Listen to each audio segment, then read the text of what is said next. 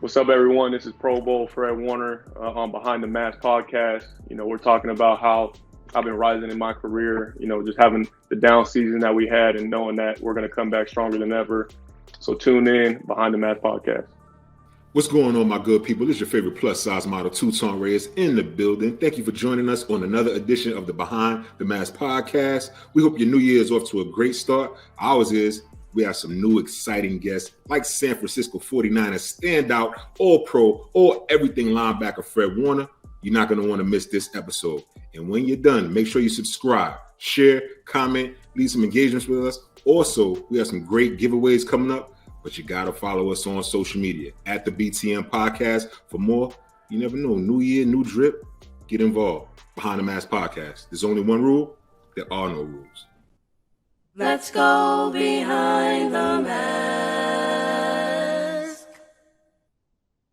Welcome back to the top of the year edition, somewhat, of the Behind the Mask podcast. I am your host, Takeo Spikes, joined alongside by my co-host, virtually better known as your favorite plus-size model, Tutan Reyes, in the building. What's happening, bro? Hey, man, I'm chilling, slow motion in the ocean. New year, new me. I see it. I see you got a new shirt you got going on over there too, with the zippers and everything. Yeah, new shirt. The ruffles on the side, on the sleeve. When you touch it, when the ladies touch it, it goes. Ah. Hey, man. Anyway, bro, listen, man. It's the top of the year, and we got to go inside of these locker rooms and get some of the introspective take of some of the best of the best. So without further ado, man, we're going to bring in this Pro Bowler, also this all-pro linebacker from the San Francisco 49ers. Man, y'all give it up for my dog, Fred Warner. Yo. What's happening, my boy? How we doing? Man, Gucci. Everything Gucci, my dog. How you doing, man? Man, I'm blessed. I'm doing well. Right on, man. Right on. So, hey, man, we gonna jump right into it, man. The year's over. It's been a long year, and and I covered you guys every game for the most part, anyway. But man, when I was looking at it throughout the season, I think one thing we know COVID had his effect on every team in the National Football League, but you guys not only had to deal with COVID. You had to deal with having injuries at every position, the key positions, and then having to play home games in Arizona after Santa Clara put a ban on having group team activities of 10 or more people. So I guess it's a question that's been pretty much asked the entire time. But, man, boy, I can't even fathom, going through a season like that. How was it, bro? What was it like? Man, it was crazy. I'm not gonna lie. It was crazy. It was unique. And you think back to when the season even started, there was a long time where everybody was like, are we even gonna have a season? Dudes are training in the hopes that we do have a season. There was no OTAs, no off-season training program or just off-season activities. And then you show up and then you start doing all these tests. You have to test every day, and you don't have to stay in a hotel anymore before during training camp. And you get into the season, and it's like, all these injuries start happening. You see season-ending injuries, and they're happening early. And it was bad to see some of my brothers go down. But you have so many guys coming into the roster and starting on a game-to-game basis, and it was tough to to really try and compete at a high level, especially coming off a Super Bowl year. But we fought. I mean, the dudes fought hard, and losing seasons are never acceptable. But, I think we learned a lot this season going into 2021 to be able to be a better team. One of those things coming off a Super Bowl run is you don't want to have that hangover. You want to do the things consistently that got you there the first time, even though you guys did come up a little short. But how tough was it when one of your leaders and Jimmy Garoppolo goes down, he misses 10 games, and you don't have that consistency from one of your leaders? What was that feeling like? Man, it was rough because, that's your franchise quarterback. That's one of the captains of the team and somebody that we rally around, and knowing that he's our quarterback. When you don't have your franchise quarterback, it's tough to win games. But we did have some great backups in Nick Mullen and C.J. Beathard who came in. They did a great job as well. You know, it was just unfortunate the way the injuries like piled up, and there was a lot of ankle injuries. You know, I don't know what to attribute that to, but it was just something that was it almost was like just bad luck all year. So hopefully next season we can correct that. Oh, bro, and you talk about bad luck. It definitely was over. I want to say we did the stats at the end of the year. You guys had over, did you even realize, y'all? I'm pretty sure you did, over 40 guys on IR at some point throughout the season? Yeah, absolutely. I mean, and they have that new rule now where guys can come in and off the IR list. And it was just tough. Like every week was different in terms of who we had up and who we didn't. And they're key players. They're dudes that help us win football games. And you know, that's what sucked. And anytime if we had the guys that, you know, our best players during the season, like it's hard to compete with us because we are such a talented group and we have such a good coaching staff and scheme. So just not having those guys on the field hurt. Like some people were outside of the locker room. Everybody got something to say. And they're cold, they're hot on Jimmy G. But I'm glad I get an opportunity to talk to you because I just want to know what it was like inside of the locker room when you see, obviously, the problem is not so much when he plays, he's not producing. It's the fact that if he's not healthy, he can't play. And then that's when the record, and like you said, he's one of the leaders of the team, things seems to go down the hill. Like, what was that perspective like just from all the other guys, just seeing him go through what he went through, being hurt, trying to come back, came back too early, got hurt again? How was that perspective, bro? Man, Jimmy, he's one of the toughest dudes I know. You know, he should, in my opinion, he probably was playing hurt that entire time. I'm not even exactly sure how the process went for him, but I mean, just a tough dude.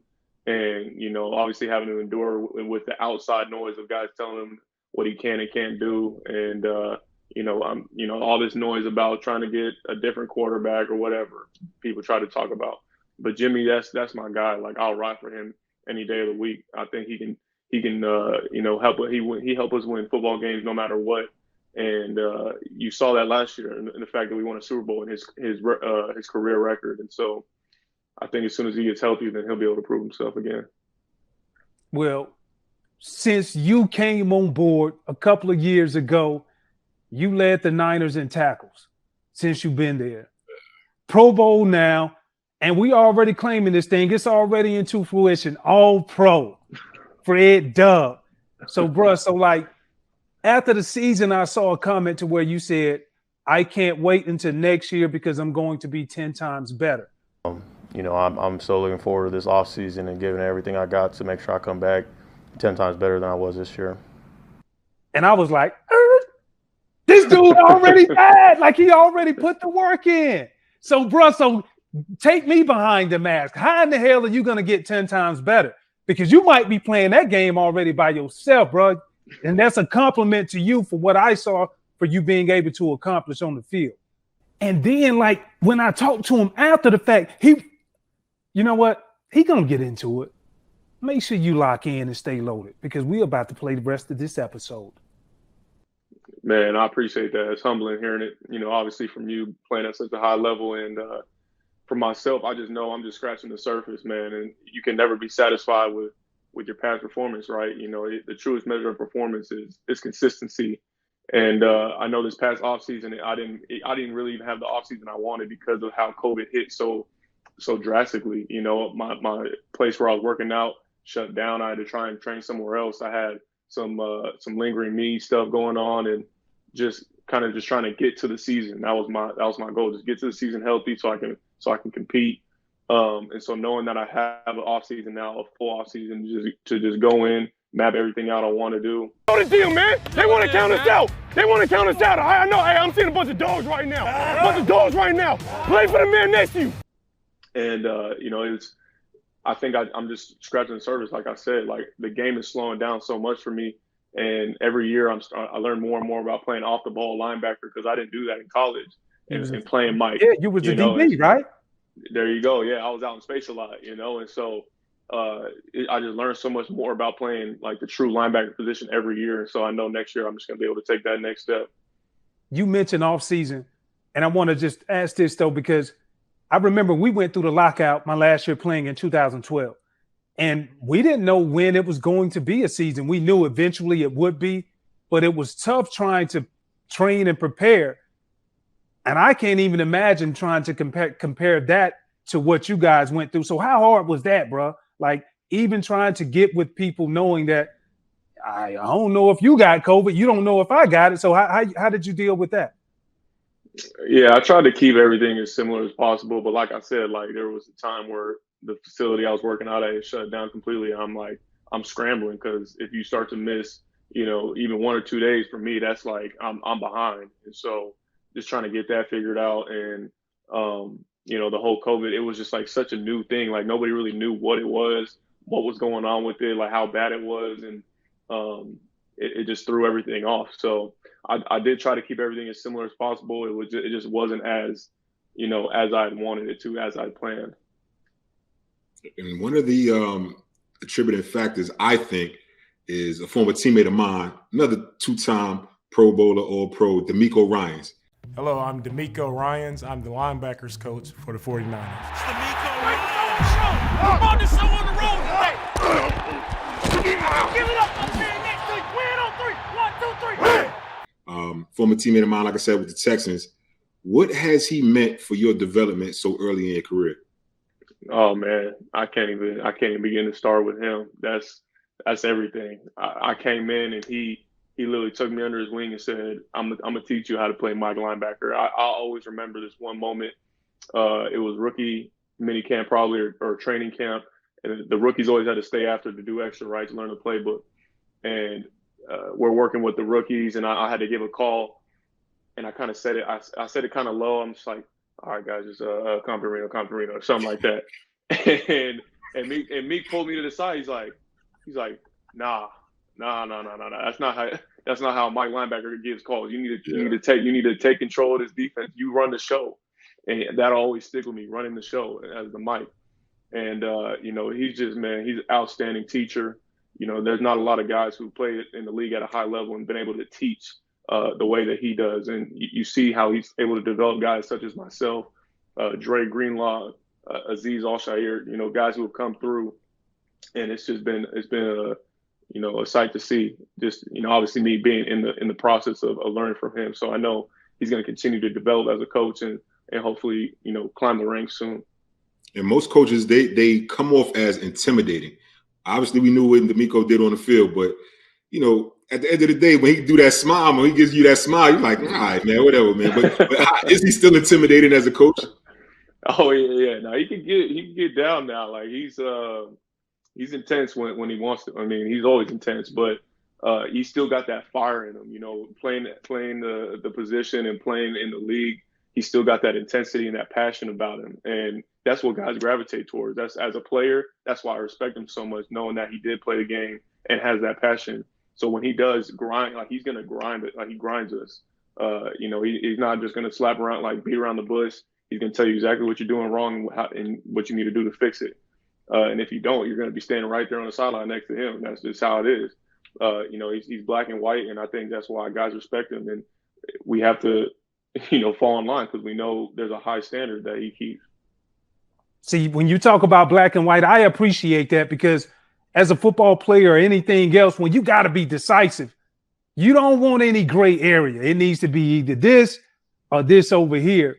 Now, Robert Saleh, your defensive coordinator, pretty much sure, maybe 99% chance that he's going to move on and be a head coach somewhere else.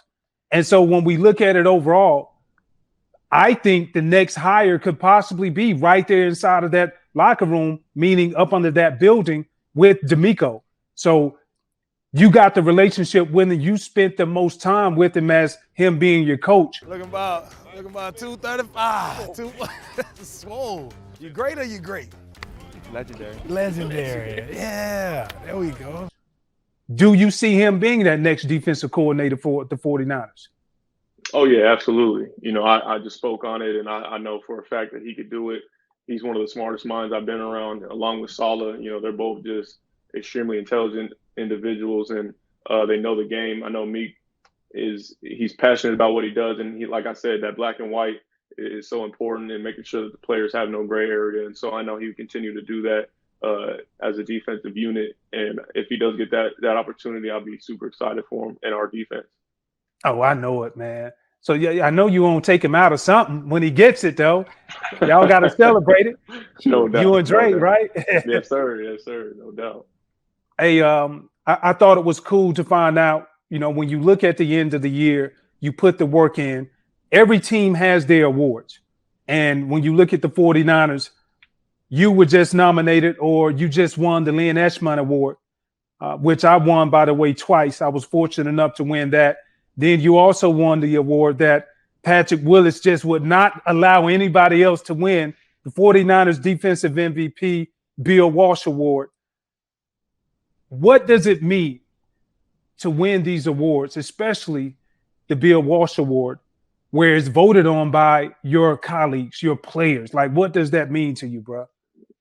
Oh, man, I can't even say enough about how much it means the world. It means more than any of the Pro Bowls or All Pros or anything like that, just because these are awards being voted on by your peers, like your teammates, the ones that are in your locker room, your coaches, the ones who are coaching you every day, even on the offensive side of the ball. They're the ones voting for this type of award. And so you have the respect of your peers and your brothers, your teammates. It means the world. So the fact that they voted me for those awards, it's extremely humbling. And, I don't take that lightly. And for somebody to be so humble and so young, I think of the 49er greats at linebacker, right? Growing up, it was Ken Norton Jr. Obviously, we on with Takeo. Pat Willis, we just talked about. Navarro Bowman. What does it mean for you to be mentioned in the same sentence, same category with some of these 49er great linebackers? Yeah, I don't think I've earned the right yet. You gotta put it on tape for over time, and I think having this year is putting me in a good spot to start to get in that combo, right?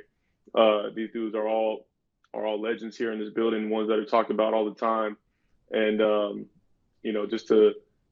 if people do mention my name in that conversation, man, that's an unbelievable honor. I can't say that enough, and I'm just going to continue to grind. I know I have so much room to improve and to get better. That's why I'm excited to really attack this offseason, and I'm chasing one thing, and that's a ring. All the individual accolades, that's great, but I need to be the best player for my team to be able to win games.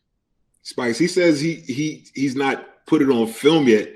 This dude was already 3-time Pro Bowler, killing it. You know what I'm saying? How are you seeing something different than I'm seeing? Hey, bro. Listen. Hey, tell us how you really be talking in that locker room. Give it to him. No way, man. You go ask anybody. They know, man. They know that's not me. But bro, when you speak of Pat Willis, my brother, love him to death. I actually talked to him, and he was like, Spikes, that young man right there got all of the tools in the toolbox to be that next great one. Ronnie Lott even said, looking at the way that you play, in 10 years, you should own the tackling record. Then we fast forward and we look at Aaron Rodgers. He came out and said, very rarely do people, especially players, and you know how hard it is to garner that type of compliment. He came out and said, look, this guy is all pro. He's playing at an all pro level. When you get this type of praise from Hall of Fame caliber players. Ain't nobody better. Appreciate it, bro, really for real. So you're the best. I appreciate that for real, dude. Everybody knows That means a don't lot. lie. That means a lot, bro, for real. Should be all pro. What mindset does that put you in as far as how can I back this up? Does that add more pressure to your plate? Or is it something that you acknowledge and then you just kind of get back to work on?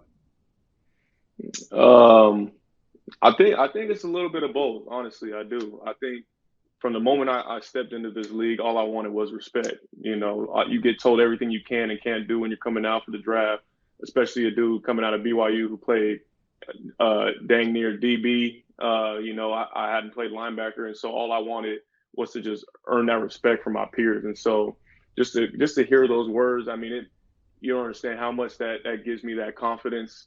And there is a little bit of that pressure as well, though. You know, you gotta, when you hear those things about yourself, you know that there's that added pressure of I need to go out and prove those things. You know, not only to myself but to the rest of the league. And I take it on. I take it on with full confidence, knowing that in my preparation and the way I do things, I'm gonna go out there and I'm gonna be the player that they say I am. Hey, bro, when you talk about respect, I think all the real ones, like if you a real G, like you want to have that moment to where you say, you know what, I got that respect. I remember my first time having that first play to where it was on a national televised game and got a sack. And I was like, I'm here now and I'm here to stay. What was that moment for you? What play was that? Man, that's a good question. Probably last year at some point. You know, I think I really my coming out game was in Seattle. I think it was week 8 or 9. You know, I had a game where I had 2 sacks and a forced fumble. That defensive line on the field, make them play a lot of snaps. We figured Seattle would do this, and here they go. 3rd down and 4. Look at this bull rush, including Fred Warner. 3rd and 5. Pressure. Right on him is Fred Warner. And down again is Russell. We ended up losing that game, but I just knew I had that confidence in my ability at that point where I'm like, I could build off this. You know, people are starting to notice what I can do. And then we ended up playing a primetime game against Green Bay. You know, had about 12 tackles, a sack, forced fumble. And that's when I kind of knew. I was like, okay, yeah, no, like you said, like I'm here to stay. So yeah, for sure. And you're here to stay. We know that. All the fans know that. All the Niners faithful know that. Coming up, watching that linebacker position, who were some of the greats that you say, you know what, I want to pattern my game after? You know, being a San Diego kid, I always watched and admired Junior Seau. You know, obviously playing for the Chargers, and that was one of my idols. Playing Ray Lewis was and still is obviously a legend. The way that he played the game with such passion, and that's one thing that I try and show in my game is the passion. That's not a lot of guys, you know, can really just instill that fear in their opponents, you know, just because of how passionate they play the game. And yeah, you can make the tackles, you can do this, you can make the plays, but how do you do it? You know, that's my biggest thing. And you know, obviously Pat is the guy that you know, for me that's one of the greatest of all time. So much respect to him as well. Hey, you know, you realize you got everybody in the league now coming up with that flex after you make a play, though, bro. Right? Don't yeah. Yeah. Yes, sir. Yes, Why sir. everybody trying? They got a little copyright. They're kind of infringing upon your copyright on that, bro. You're right. We need to get something worked out. I'm making a little check off of that. Listen, bro, you definitely need to get that thing. Put it on a T-shirt, and I'm pretty sure the Niner faithful, Niner Nation, they would love to indulge in a Fred Warner T-shirt. No doubt. I'm gonna get started on it soon here, shortly for sure. Absolutely, you deserve it, man. But you know, before we let you go, my dog, we all know the game is a business, and when you look at your team, you're gonna have a lot of turnover. The possibility of a lot of turnover, which is a good thing because you guys are in a great position. You still playing on your rookie deal. What would it mean to you to not only to continue being a 49er, but to finish your career as a 49er and get the big deal that you want? So me and you we can go to Cabo together, bro. You know, I'm just saying, though, no pressure. Hey, man, you're supposed to bring me, dog. You're supposed to bring me to Cabo all like this. Nah. Book it. Man, but yeah, it would mean the world, man. You know, this is a first-class organization, you know, the best in the league, in my opinion. And they do things the right way. And I would love to play in the, you know, in the red and gold for the rest of my career. I would. And hopefully that's going to be the case. I just got to continue to control what I can control. And that's putting the product on the field that the Niners and the fans can be proud of. Hey, one last thing. We know Niner Nation and the faithful, all of the fans, so glorious. I appreciate what they bring to the table. What message do you have for them coming up for this next year, even though this past year didn't go the way that you wanted it to? Man, I mean, they call them the faithful for a reason. You know, they stick with us through thick and thin. You know, I know it wasn't the year we wanted. And, you know, I've already said that I appreciate everything they do, all the love and all the support they share, especially through social media in the times where we can't be there face to face. You know, I guarantee that we're going to come back stronger than ever. You know, everybody's attacking this offseason head on, and we're going to make sure we bring in all the guys that we need to go up and try and make a run at this thing again. Well, my boy, we appreciate the time, man. Thank you for stopping by on the Behind the Mask podcast, blessing us with your presence, the insight, and what we really got to look forward to next year after you sign your long-term deal, man. Congrats in advance, my boy. Yes, sir. Thank you so much. Appreciate it.